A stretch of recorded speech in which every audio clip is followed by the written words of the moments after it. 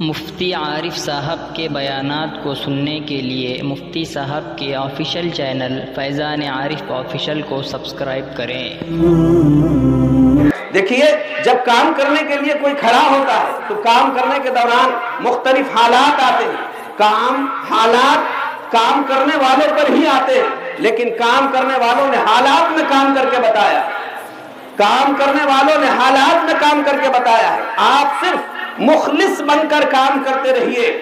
ہمارے مقتدی، ہمارے پیشوا، ہمارے رہبر دارالعلوم دیوبند کے وہ تمام علماء، اسلاف اور اکابرین ہیں جس کی جیتا جاگتی زندہ تصویر دارالعلوم دیوبند ہے۔ ایک ایک استاذ وہاں کا واقعی آج بھی آفتاب اور مہتاب ہے۔ ان کا تواضع، ان کی انکساری، ان کی عاجزی، ان کا تدین، ان کا رجوع اللہ، ان کی ادامت واقعی صحابہ کی یاد دلاتی ہے۔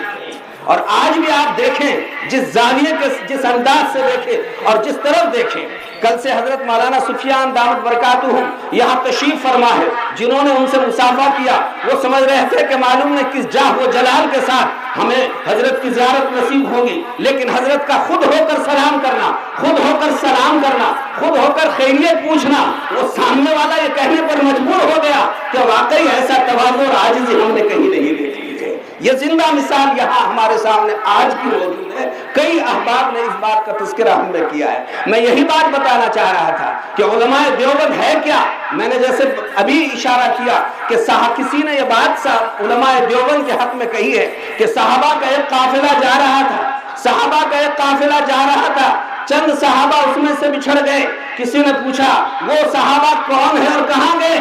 اگر کسی کو وہ دیکھنا ہے، وہ بچھڑا ہوا قافلہ ہی علماء دیوبند ہے۔ ان کے اندر آپ کو وہی صحابہ جیسی ساری کی ساری صفات آپ ان کو دیکھنے کو مجبور ہو۔